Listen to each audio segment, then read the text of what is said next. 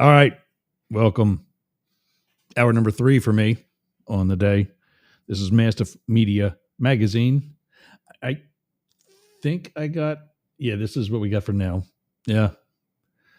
Not all that sexy. Well, that's the Mastiff logo in the center of the radio tower and some of the different sources that we'll be using throughout the course of our various broadcasts. Going to be doing it today on my own, meaning that I'm going to actually be taking you through the individual stories over the next hour before we welcome the Breakfast Boys in Australia on Radio X and go back to other programming on Yerg's Radio and Rainbow Radio. Not doing actually, I am on the social media accounts right now. I wasn't going to, I don't know, but also want this going to my phone. Well, actually to my website. And so, yeah, we're using that. We'll get a Cory Booker update. We'll get some Russian update. Apparently, he's calling for some people. Males, apparently. I think we know why that's happening. I thought there was an explosion. There it is. There it is. So this was 2 days ago in central Moscow. We got to look through that a little bit more. I don't know how much. I didn't get to watch or listen to Sportcat's show. I had some things to do here at the studio. Hindustan Times is calling it an assassination bid. CNBC is questioning whether it's an attack on Putin. It blew up near his Secret Service headquarters, now known as the FSB.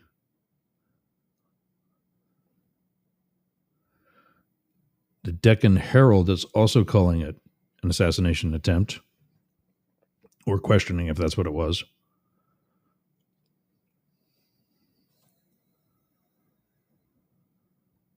The Economic Times, same thing.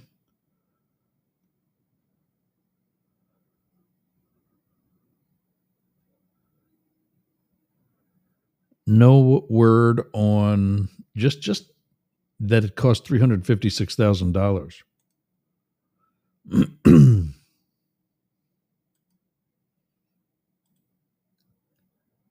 I don't know that that's really expensive for a government armored car.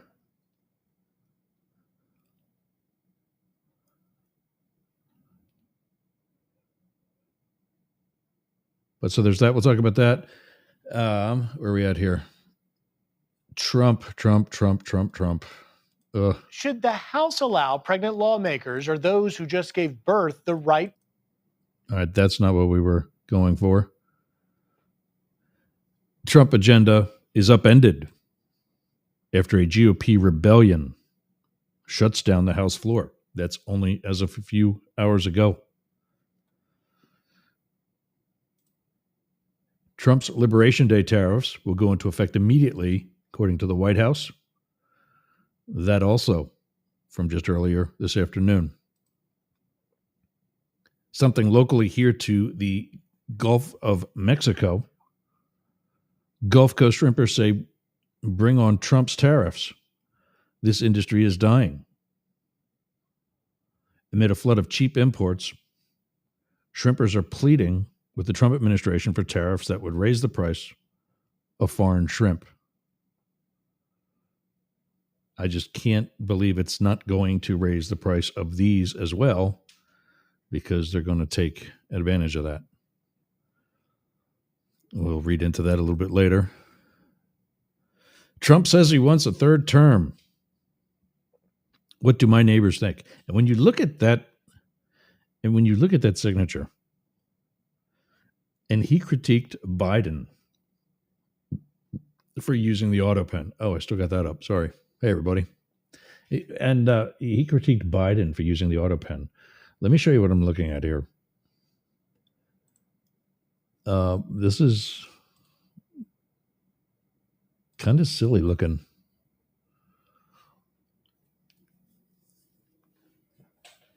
I don't know. What do you think? You think that looks real? That perhaps the magic marker that he uses to supposedly sign his autograph to that actually has any ink in it?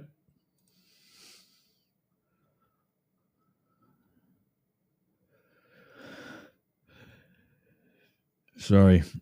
Up early. It's still going. This is from Al Jazeera.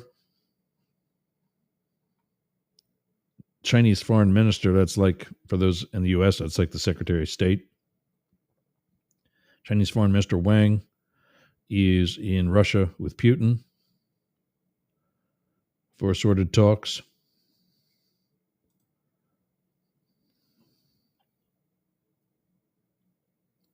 Widespread firings are starting at health agencies, according to National Public Radio.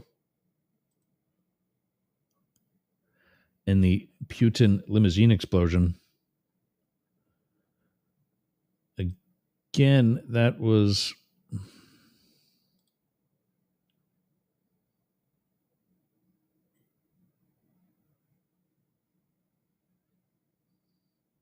here's Newsweek. This will give us something rather concise.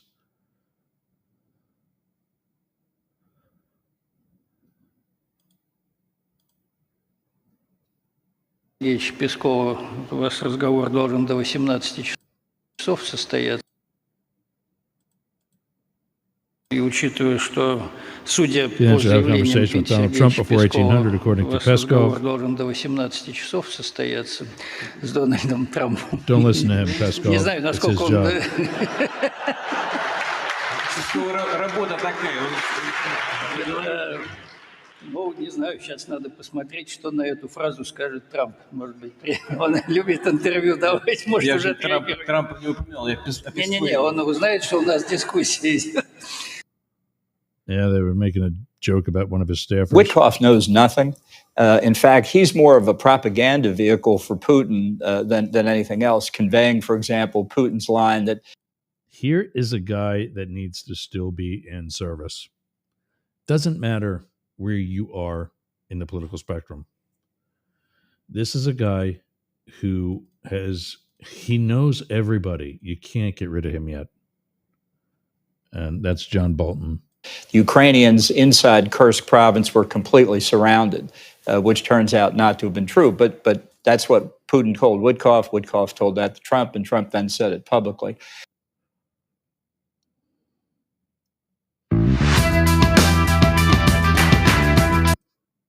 I don't know what the hell that is, but a limousine said to be part of Vladimir Putin's presidential fleet was gutted by fire. Social media users viewed the viral footage of the burning Oris Senate car, which is believed to be worth around $350,000. The incident took place near the headquarters of Russia's main intelligence agency, the FSB, according to reports.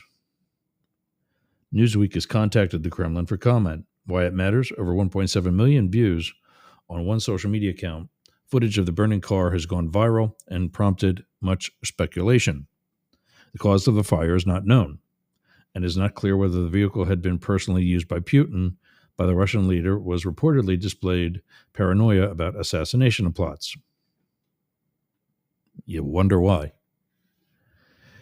The Oris limousine blew up on Sretenka Street, just north of the FSB headquarters in Lubyanka, on Saturday night. The video footage showing the fire spreading to the vehicle's interior. Onlookers can be seen watching black smoke billowing out of the front of the destroyed vehicle, and the rear of the car can also seen to be damaged. It was not, sorry, I'm looking through like the part of my microphone here. It was not clear who was using the car, but it's said to be owned by Putin's Presidential Property Management Department, British newspaper The Sun reported. Putin reportedly ordered the sewers in the area and his own security staff to be checked. There were no reports of injuries and no details about the cause of the fire, according to the German outlet Bild. BILD. The story of the incident was also widely picked up by media outlets, including those in Ukraine. The German newspaper said that the incident was caused panic in the Kremlin, not that security is tight around the Russian president when he travels. Or noting that, rather, security is tight around it. Well, it's always tight around him. Not a fan of Brian Krasenstein. Putin rides in a convoy of heavily armored vehicles surrounded by military special forces with AK-47s, anti-tank grenade launchers, and anti-aircraft missiles.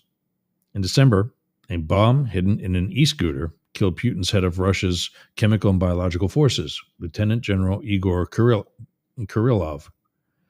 Wow, I've got to practice these names more. And his aide in an attack in which Ukraine claimed responsibility.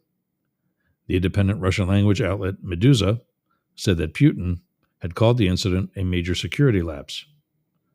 Video from Putin's visit last week to Arctic city of Murmansk showed servicemen from a ceremonial guard being patted down for hidden weapons or explosive devices before the president came to lay a wreath by the tomb of their unknown soldier.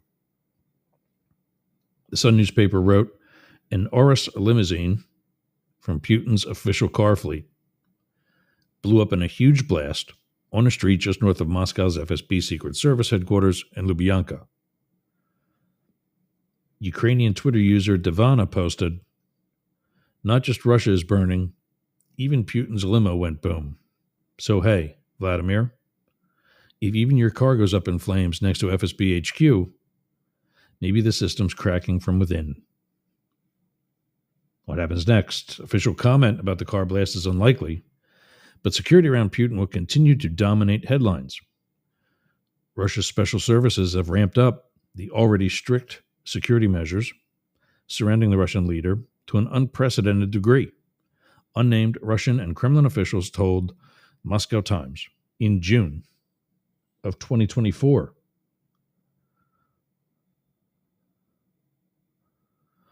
Fairness meter, click on the...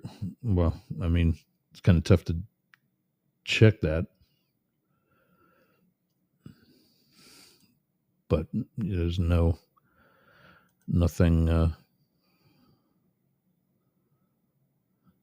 saying that it could be either way.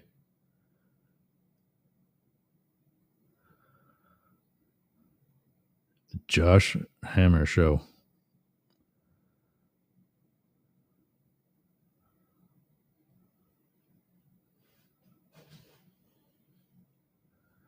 Bannon predicts Trump's imprisonment. This looks interesting.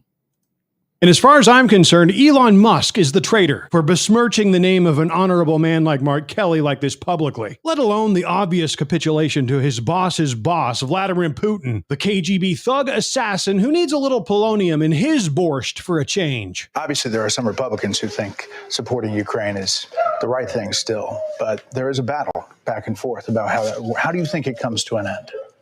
That's Elon's stupid kid in the background making noise, by the way. Yes, I called him stupid because his name is stupid and his dad is stupid, so I'm going to assume he's pretty stupid. Well, I think there will be a negotiated peace. And the thing...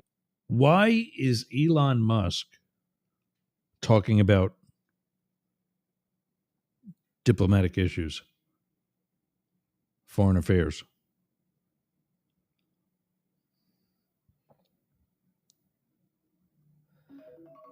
Not okay. Was not expecting an alarm to go off. The Attorney General is seeking the death penalty for Luigi Mangione. If you don't know who that is the rookie assassin who did some very nice work, and I say that as a professional security person, not as somebody who is trying to get further assassinations on health company executives,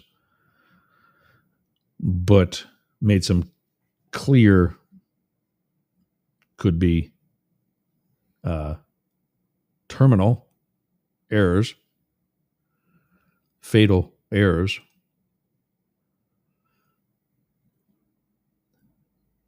Here is this. Luigi, what do you think of the support for you outside? Luigi, what do you think of the support for you outside? Luigi, what do you think of the support for you outside in that GoFundMe? Luigi's right to a fair trial is being infringed upon because he is being publicly treated as guilty. When I go visit Luigi at MDC in Brooklyn, I sit with him. He is unshackled. He walks around freely in the visiting area. We sit in a room together without law enforcement hovering over us. But for whatever reason, here, despite all the law enforcement, they need him to be wearing this vest. They need him to be shackled, and they stand right over us, and we get no time with him. This week on HBO, in a documentary, I see the chief of detectives and the New York City mayor, full hair and makeup done, sitting down and giving an interview for television and talking about the evidence in Luigi's case, talking about police paperwork that we don't have, talking about forensics that we have not yet received. That's not okay. Witkoff knows. That's very Trumpian.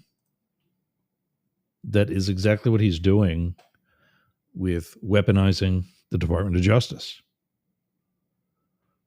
And this is why, for those of you down under, I highly encourage you to reconsider voting for any far-right candidate that represents this type of behavior, because we are worried about losing those rights in the very near future. I was already censored. I've been kicked off LinkedIn for about probably 6 months now. Don't miss it, frankly. I don't. I'm going to be going to, I am actually on Biz Growth Collective. It's a new and very much so growing platform, and I'm excited to be on it. My show is now broadcast on it. Oh, I want to crack the bones in my leg so bad. My show is now broadcast on it. Yeah, and it's for networking, not for people who think they're smarter than the regular folks on Facebook to make ridiculous posts about something they know nothing about. So there's that. I wanted to get back to NPR. Again, for those of you down under, NPR stands for National Public Radio. It is slightly left-leaning, but a relatively fair and very much known for just the facts. You know, that can still be skewed. They can only give you some of the facts. They can still slide out, some opinion or some opinions that are supposedly being talked about. Here's another one. The White House says it's case closed on the Signal Group chat review. The White House Press Secretary Caroline Leavitt speaks to reporters on the White House driveway, March 31st, 2020.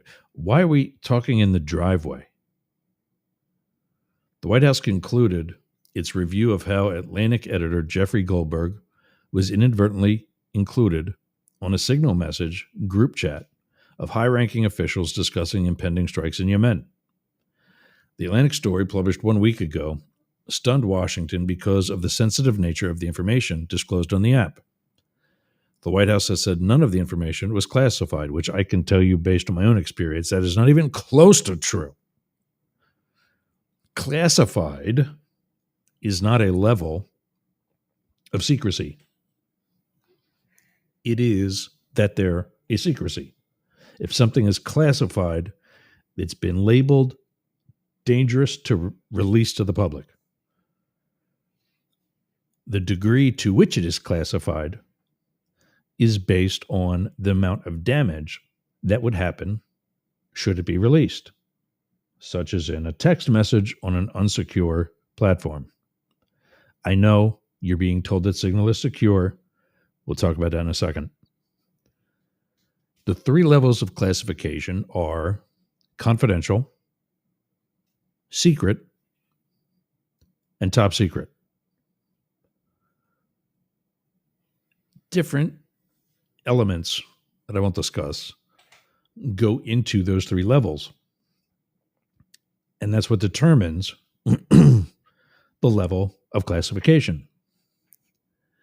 But also, among top secret, there are assorted programs and operations and things happening. I guess that would be operations that even limit the people with a top secret security clearance to not have access. What I mean by that is, say our radio station here is a top secret operation broadcasting the truth to the world under the guise of just a little old baby talk radio station. We may be called Mastiff, like Mastiff Media. You have to have a top secret security clearance to be part of this project. But then you also have to be what's called read into this project, meaning you have to have been briefed on what we're doing here and why we're doing it and how we do it and all the things that you need to know to be part of this project. Then you come across someone in the lunchroom who has a top secret security clearance, but they're not read into this program. Can you discuss this program with your coworker? And the answer is no. But not just because they're not read into the program. That would be one reason.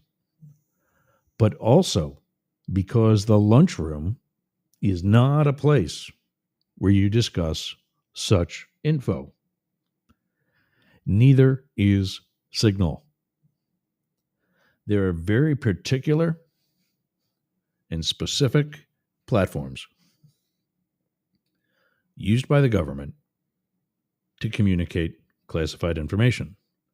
Now, I know we all saw Pete Hegseth a week ago look right into the camera when he was standing with reporters and say how none of it was classified.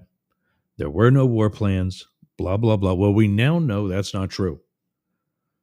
We know that there were war plans. If you can't figure out that just the texts that were released, keep in mind, Jeffrey Goldberg did not release everything still, even after calling BS on Donald Trump and company, namely Hegseth,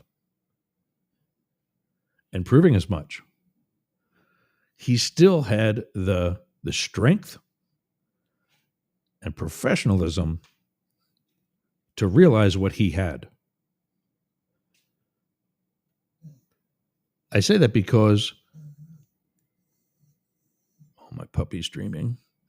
I say that because what we're dealing with here is the Trump administration now into week number 2 of putting to bed an issue that's coming up on 3 weeks old. Because remember, Jeffrey Goldberg did his own due diligence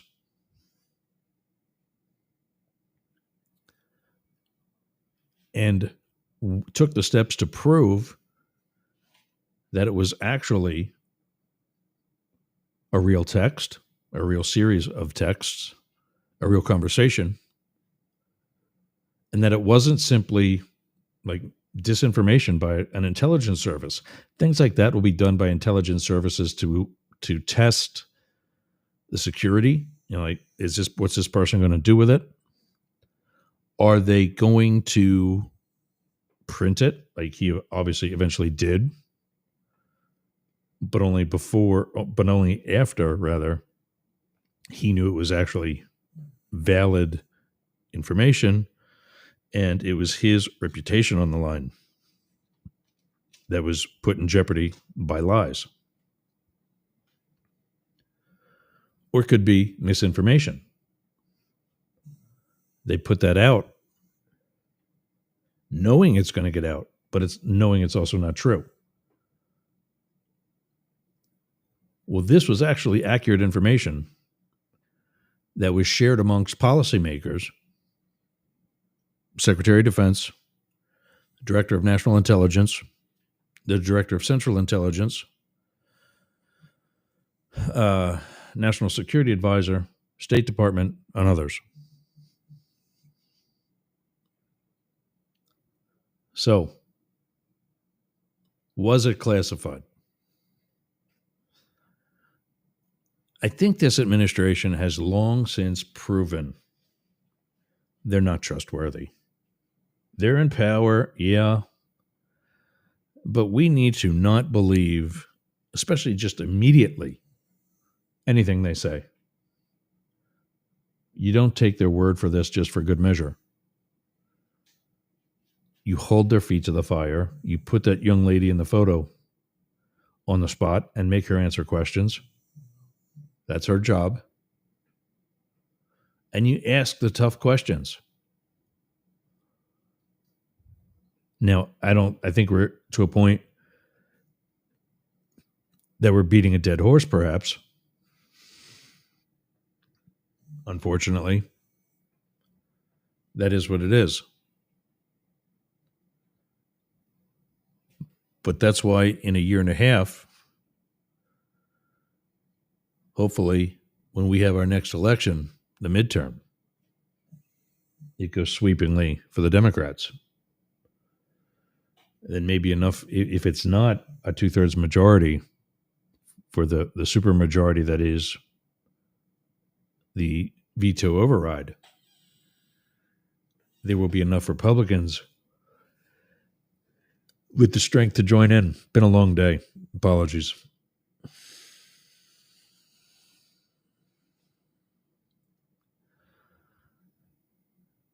So, I really want to see more about this. Trump agenda upended after GOP rebellion shuts down the House floor. A normally sleepy, that's me, a normally sleepy procedural vote ended in drama for the House of Representatives after rebellion by Republicans against their own party forced planned chamber proceedings for the week to grind to a halt. It puts the future in question for two key bills backed by the Trump administration that were slated to get a vote this week, a mechanism known as a rule vote, which traditionally falls along party lines and is not an expression of support or opposition to specific legislation, failed on Tuesday when 9 Republicans joined Democrats in an extraordinary rebuke of GOP leaders.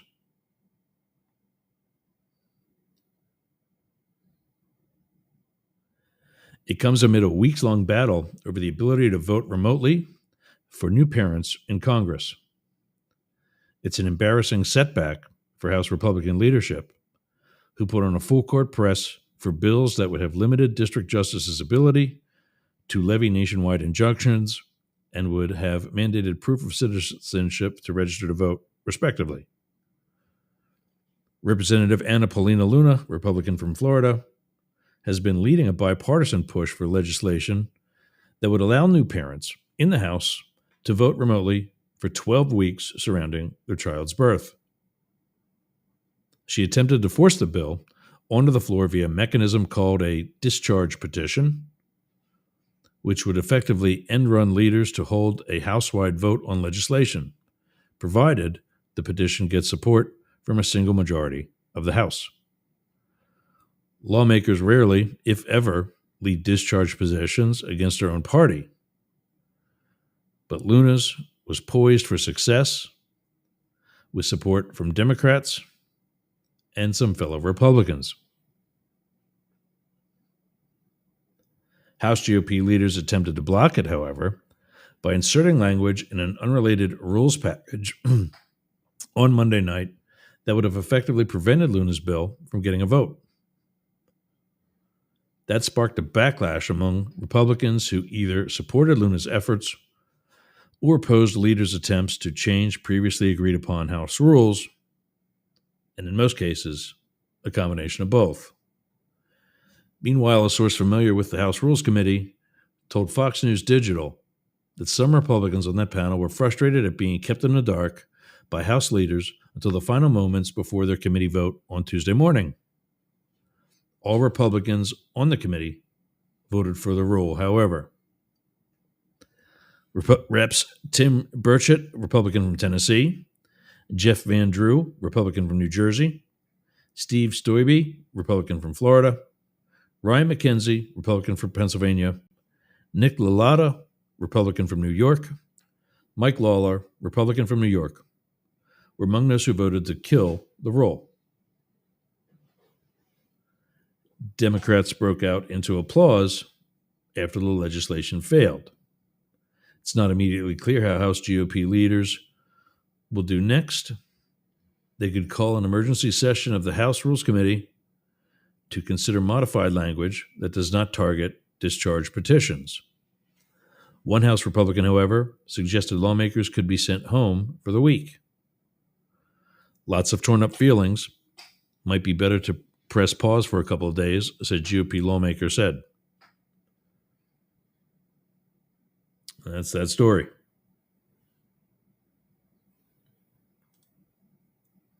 Trump's Liberation Day tariffs will go into effect immediately, according to the White House. From New York, President Donald Trump's promised tariffs are a day away, and they'll go into effect sooner than some had expected, as in immediately, the White House said Tuesday. Although many details remain unknown, perhaps even to Trump himself, the administration's Liberation Day trade policy announcement is expected to be the most aggressive tariff move yet by the most tariff-obsessed president in modern history. Trump is meeting with his own trade team Tuesday, and the tariffs he announces at the Rose Garden ceremony at 4 p.m. Wednesday will go into effect immediately, White House Press Secretary Caroline Leavitt said Tuesday in a press briefing. So earlier today, or yesterday for those of you in Australia, Caroline Leavitt said these will go in the moment they get signed. Trump has vowed to aggressively slap tariffs on U.S. imports as a catch-all solution. Oh, my God. How many of you are laughing your asses off right now? As a catch-all solution to almost any problem. The president has kept his promise, so much so that it's freaking out investors, economists, CEOs, and a growing segment of the population who fear the import taxes will do more harm than good. But Trump's tariff efforts so far might pale in comparison to what's coming next. Trump told reporters late Monday that he'd settled on a plan for sweeping new tariffs to be announced midweek. Catching some White House officials by surprise, if the president had indeed arrived at a final decision for the tariffs, it hadn't been widely shared inside the building. Still unclear is whether Trump plans to levy individual tariff rates on all U.S. trading partners, put tariffs on only some countries, or apply a universal tariff, perhaps as high as 20% on all imports. Trump's advisors are publicly supportive of Trump's tariff agenda, but they differ in approach and scope behind the scenes. A 20% universal tariff, combined with full retaliation from other nations on U.S. goods, would be a worst-case scenario for the U.S. economy, Moody's Analytics chief economist Mark Zandi told CNN.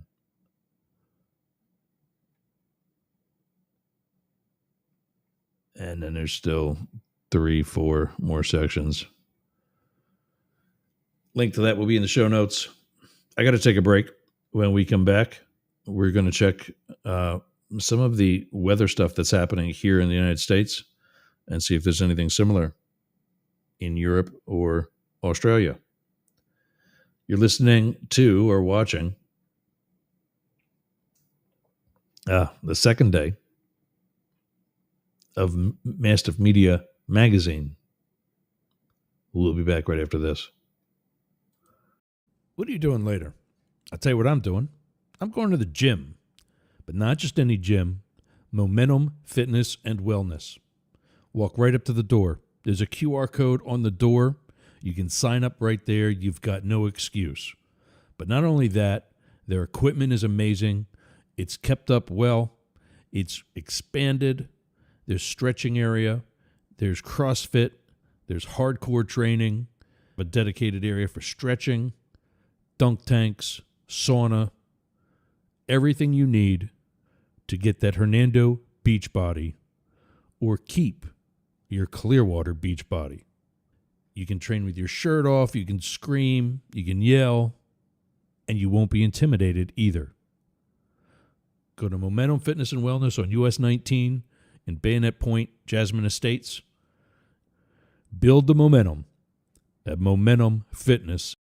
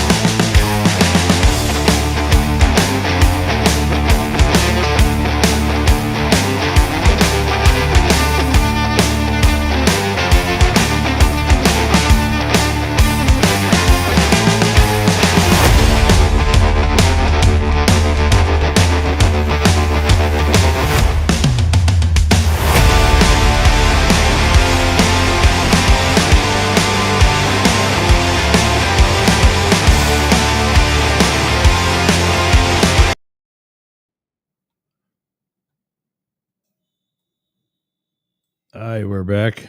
I got coffee. I got to pee. Let's do this. So, where are we at?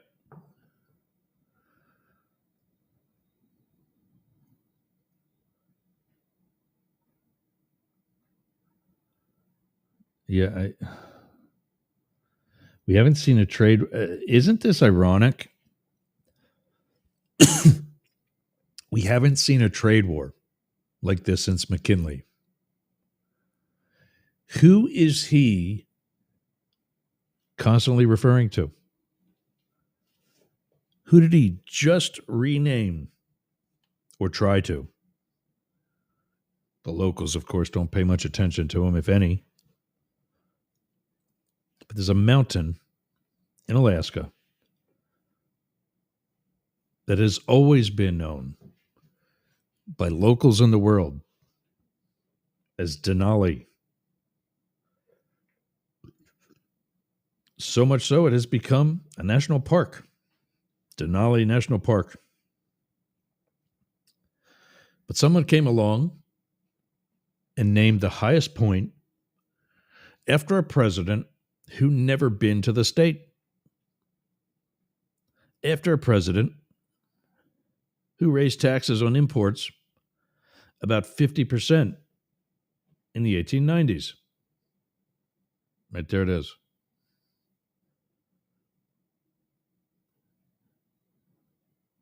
Trump's tariffs would be on top of the already very aggressive steps he has already taken this term. This term, in the past 2 months since taking office in January, Trump has increased tariffs on China by 20%, imposed limited 25% tariffs on Canada and Mexico, and increased tariffs on steel and aluminum to 25%. The Trump 2.0 tariffs impact more than $1 trillion of imports, more than twice as much as during his entire first term, according to the Tax Foundation. That could rise to $1.4 trillion in the coming days if exceptions for Canada and Mexico are allowed to expire. $0.4 trillion is $400 million in less than a week.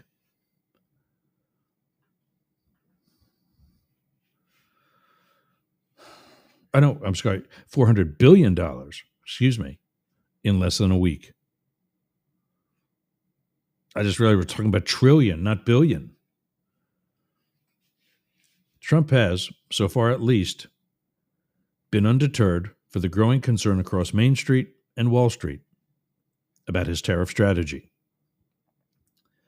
Consumer confidence has crumbled, unemployment fears spiked, and inflation expectations have surged to multi-decade highs.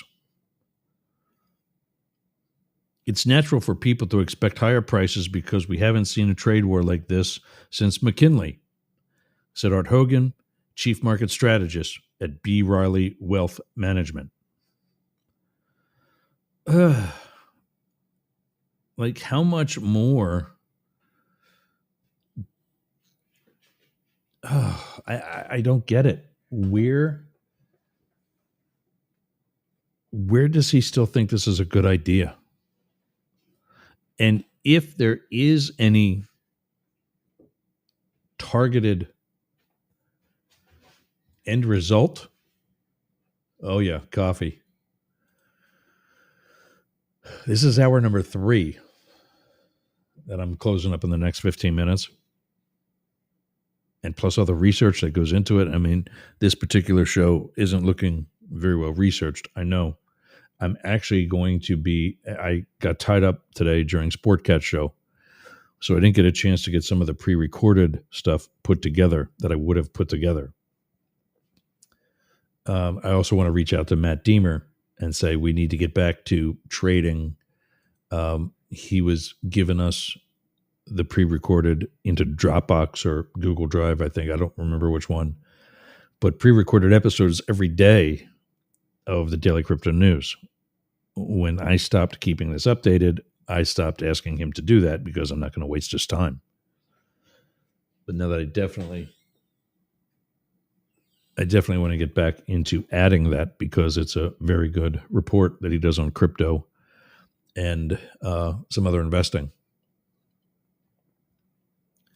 I said we were going to do some weather. Let's go to National Weather Service. Oh, God, what's that? Well, warnings by state. Here's for us down here in Florida. Go. Special weather statement. Special weather rip current statement. That's really not.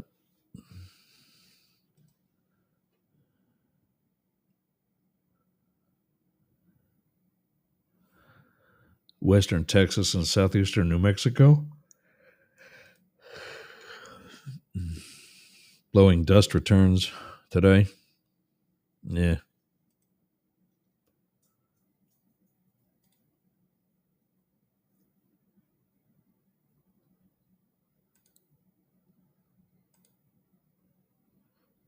Oh, that's not really helping. I'm trying to blow this up. That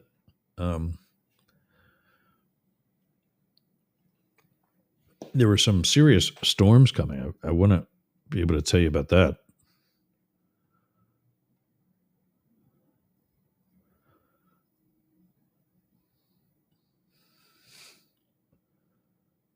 And then also, because we're coming up on top of the hour, where Mates Helping Mates will be next, I really want to get into some Australian.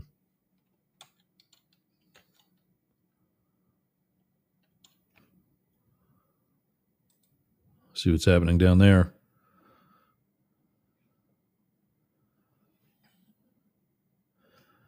According to The Guardian,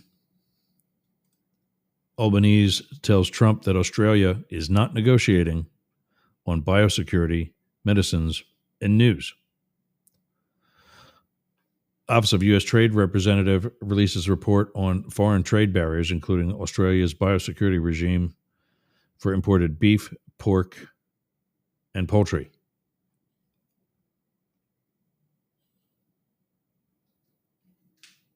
Oh, wow.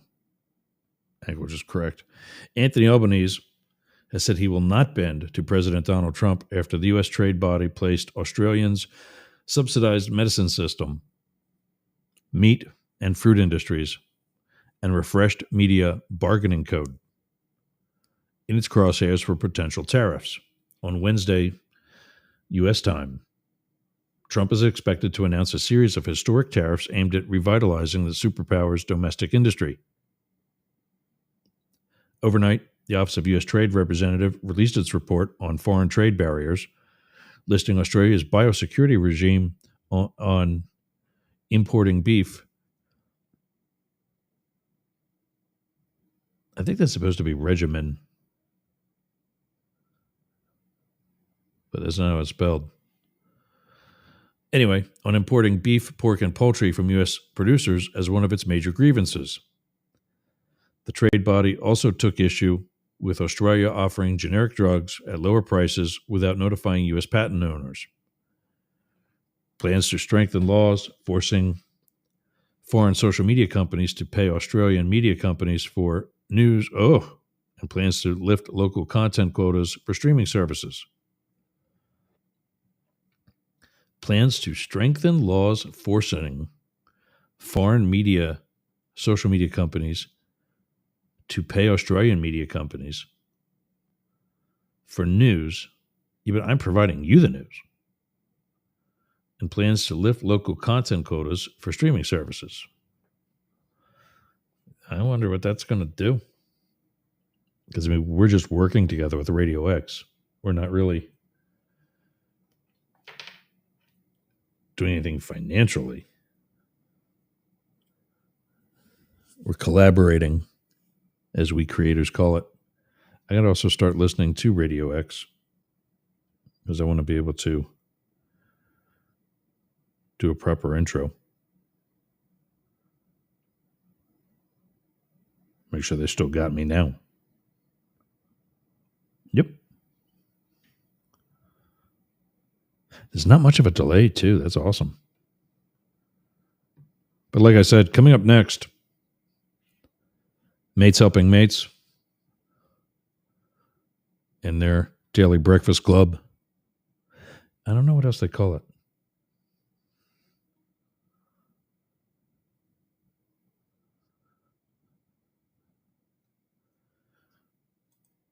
Let's see what else we got.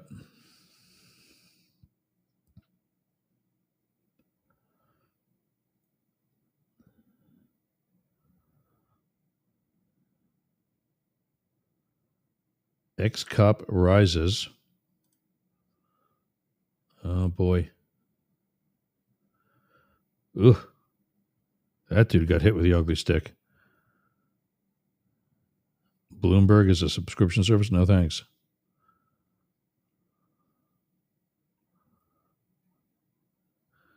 As Australian opposition seeks to defeat PM Albanese. Okay, let's see what else we can find.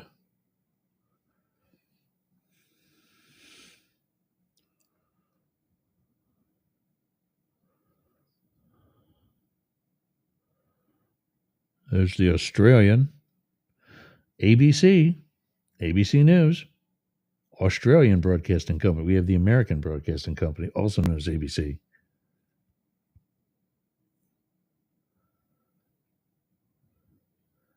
BBC Australia.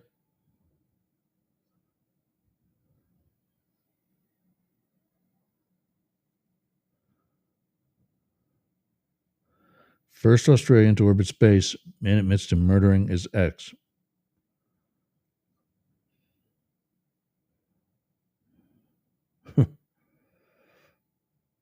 Glad to see we're not the only ones.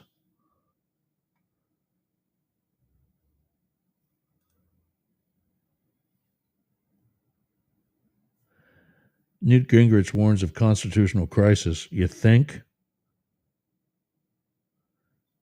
Caroline Leavitt won't confirm or deny what? Let's see.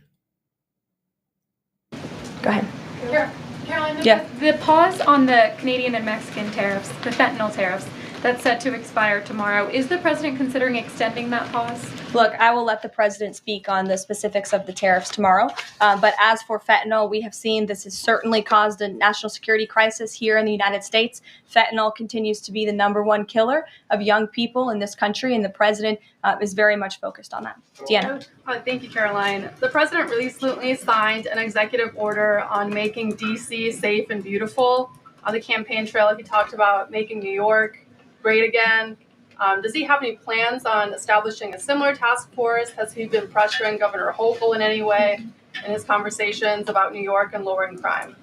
He has been in correspondence with Governor Hochul quite a bit on the issue of crime, also on the issue of congestion pricing, and so many other issues that are facing New Yorkers. And he wants New York to clean up their streets just as he does here in Washington, D.C. He also speaks to Mayor Adams as well. So he's engaged with state and local leaders across the entire country to ensure they're doing their part to help American citizens in each. Yeah, that's great. Let's get this in before we... From the largest seat flip in the history of every kid, every family, every day. I wish this was That is exactly what better. we should expect from our elected representatives. Yes.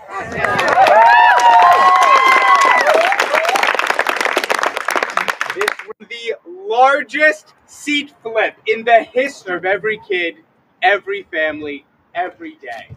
And that is exactly what we should expect from our elected representatives. Yes. Well, you see, he's not the only politician with a cane over. This race is about the people of District 6. This race is about a community that has seen the essential government services that they rely on put in jeopardy by an administration. Has an opportunity to send someone in to fight for Social Security, to fight So this for is Medicaid Josh and Weil, Medicare, to fight for our Veterans Administration, a Democratic to candidate. fight I can't to tell protect our which. Department of Education. There's two going on right now today. We have to make sure that One is the for Matt entire Gaetz, world knows who essentially that it got is kicked out one way or another. for us to flip this seat. And then the other one That's all I really is for the want to guy say. who's now the National Security Advisor to And the now I am president. The guy who did introducing all our that chair texting. for Marion County, Walls. Diana Williams. Thank you, Francine. Wow. She just grabbed that bullhorn, didn't she? I'm so glad y'all are here tonight. We've Yo, been working This so hard. is kind of sucking. You're just feeling going into election. Oh, here we go. We feel fantastic. The numbers look great. Our polling numbers look great. We feel like we have a comfortable lead in the votes right now, and that we have a lot of energized This would be amazing if he wins voters this. that are going to be showing up on election day. We feel really good about tomorrow night. Do you feel like this is a referendum on Randy Fine or a referendum on the president? I mean, none of this is isolated. This is April of 2025. This is a district that is more than 25% age 65 and above, and essential services they rely on have been put in jeopardy by this administration. And the person running on the Republican side has shown no interest in attempting to reach out, communicate with the district, talk to people, or say that he'll serve them. He is adamant over and over again that he is going to serve only one person if he is elected, and that person doesn't live in District 6. You haven't. Okay, so District 6, I think, is further This is south. Democracy Watch. Mark, we've got some. That's Brian Tyler Cohen, a progressive commentator just like me. I mean, commentator just like me. I got like some conservatism in me. All right, tomorrow on Up the Middle will be, obviously, a lot more news, but also taking another look at the MAGA Aussie. There was that email that Scott Browning sent me when we first started working together. I'm going to find that, or I'm at least going to find and keep you guys updated on what's happening throughout Australia. Because obviously we also have the election results of today, as much as we can get. I'm expecting everything to be contested, especially if Democrats win. But yeah, I mean, very rarely have I ever been at a loss for words, ever, with anything. And just what is happening right now, not only in our country here in the United States, but in the world.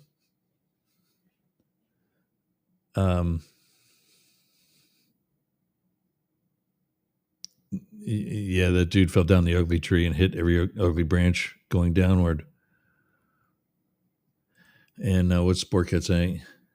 Yeah, if you want real weather, you better listen to Sportcat. Yeah, I think he's going to do it better than I don't know what National Weather Service site sucked. I like WFLA down here in Florida, but I don't know how much they're going to give around the whole rest of the country, not to mention our friends in Australia.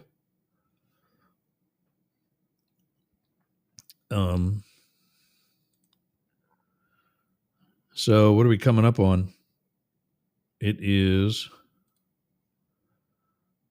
3:58 a.m. in Perth, 6:58 in Melbourne and Sydney.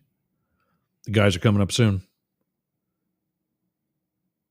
Oh no. Nope, still there. I thought I got cut, and that I'm going to transition over to music so that when we do get cut, I'm not in the middle of talking. 3:59 a.m., 6:59 on the East Coast, 3:59 p.m. here on the East Coast of the United States, and 12:59 out on the left coast. That's it for me today, gang. I am going to go take a power nap. So I will see you tomorrow.